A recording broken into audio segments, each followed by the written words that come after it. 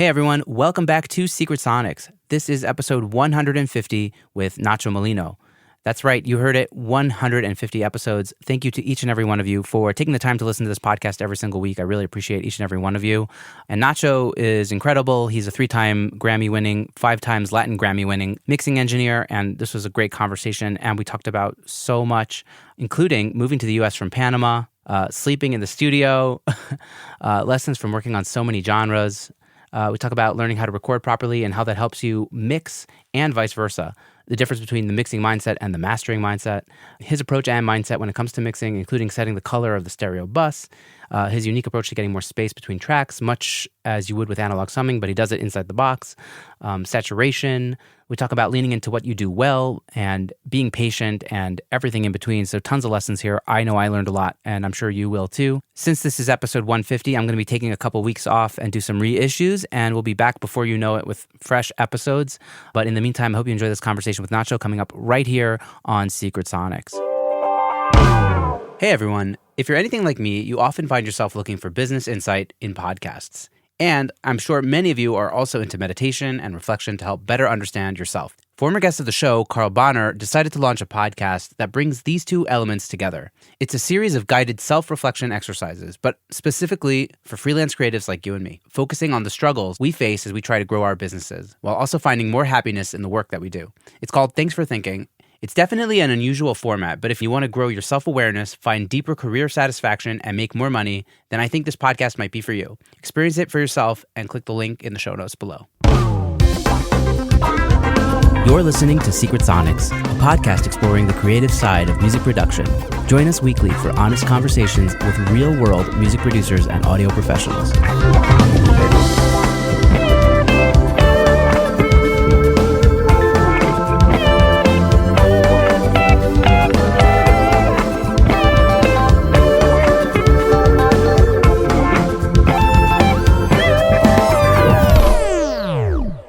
Hello, and welcome back to Secret Sonics. I'm your host, Ben Wallach. My guest today is Nacho Molino. Nacho is a 3 times Grammy-winning and 5 times Latin Grammy-winning mixing engineer. In his more than 20 years of experience, Nacho has worked as an engineer for artists such as Rubén Blades, Carlos Vives, CJ Ramon, and many more. A former guest of the show, Sam Sherbin, put me in touch with Nacho, who's graciously agreed to join me on the air. So with all that to say, welcome to Secret Sonics, Nacho. Hey, how are you, man? I'm doing really good. How are you? I'm good.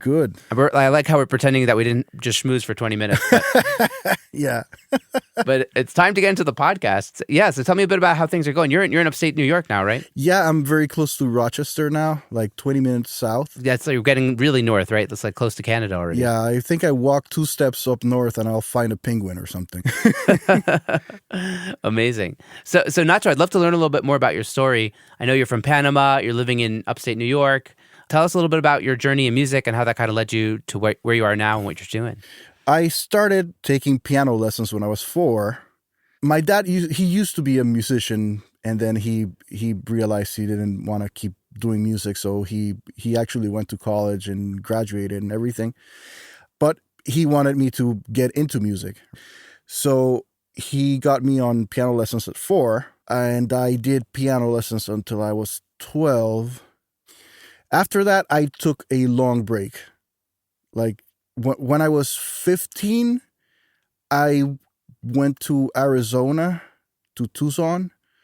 I have a cousin that lives there, used to live there.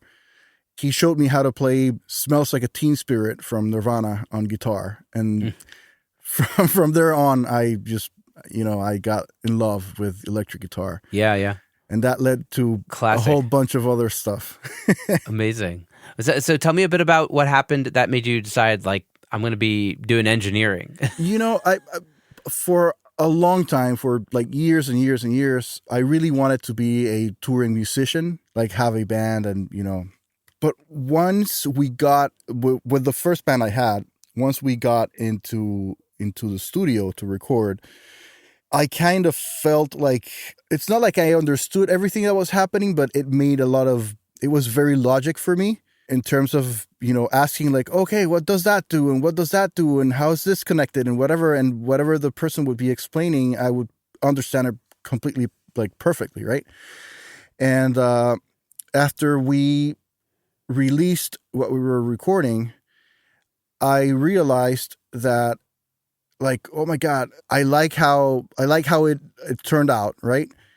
I wish I could do this too. So I kind of started getting into recording stuff, and I got a hold of a 4-track, a Yamaha 4-track, one of those cassette ones. Mm-hmm. And then I started recording at my house, my own stuff. I would grab my dad's keyboard. He had a Korg keyboard, and it had this patch for like drums. And that keyboard could record itself. So I'm guessing it would record itself as MIDI and then just reproduce all the sounds, right? So I would record the drums on the keyboard, with my index fingers, just kick and snare, and then lay the hi-hat on top of that, and then crashes, and then toms and whatever.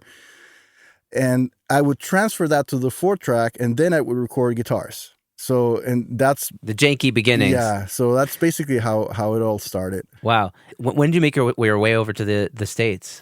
What was that story? I moved to the States in 2019. Oh, wow. So recently. Yeah, it's very recent. It's because my mom, she's a U.S. citizen. My dad had our custody because they're divorced.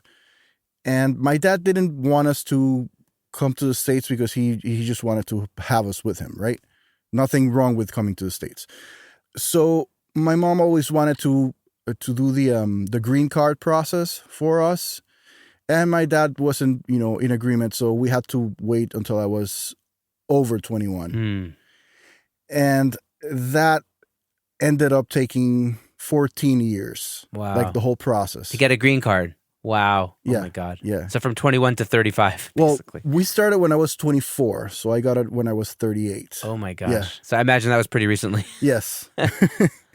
Yeah. It was, it was kind of like suffocating, like knowing, like, okay, when you start the process for a green card, if you are underage, if you're under 21, the process usually takes about 6 months. And when you're over 21, it usually takes 10 years. Wow. Why the difference? I have no idea. But in my case, it took 14. Why did it take 14? Because in 10 years, a lot of things happen. I got married. Right. I had my first kid. Then I got divorced. Then I got married again to another woman, not to the same one. And I was assuming that, yeah. And then I had my daughter. So every time my family status marital status would change, I would change lines from single to married, and married to divorced, or single again, or whatever, and then back to married, and so that kept making the process longer. Gotcha. Yeah. And so you were in Panama until you got your green card, or you tried getting your green card in the States? No, I was in Panama. The whole time? Yeah. Amazing. And so now you up and left with your family? Yes. All right. So you landed in New York. What was that like? What was it like to land, like, being an engineer in Panama and then kind of touching ground in New York? What was that like? First, I crashed at my mom's house in Massachusetts. She lives in Salem. The witch city. And I know. Yeah. It's a very fun town. First, we got there, and then I moved to Brooklyn from there. My wife, she kept living at my mom's house, because in Brooklyn, and not many people know this, where I had the studio, that was actually the place where I was sleeping. Nobody knew that. I would at night, the couch in the back of the studio, that was my bed. I would open the back panels of the room where behind the panels, there was the closet. So that's where I kept all my clothes, my bed sheets, my pillow, everything, right? So I'd open that thing up, make my bed, go to sleep. Next day, wake up, undo the bed, put everything back in, gosh. Go take a shower. You're roughing it. Yeah, we're like, go take a shower. I mean, the place had a shower. So I was able to take a shower and then hide the towel somewhere so that if somebody came in the studio, nobody could see it. Because I was I was sharing the space with a mastering engineer, and he sometimes had attended sessions also. So nobody could know that somebody was staying there because it wouldn't look too professional, no? Right? Sure, and of course. So I did my best to keep everything hidden. You were just kind of like doing the like going back to like the hustle of like, the beginning of your career almost. Yeah, like to like just whatever it takes to get things started, 20 years later. You started over again. Yeah, 20 years later, man. All right. Well, not 20 years late, but 20 years later. Were you already niched into mixing by the time you moved to America? Not really. I was trying to niche down to mixing when I was in Panama, but I still had a place to like where I could record. So I would still record. When I came to the States, I completely cut recording out.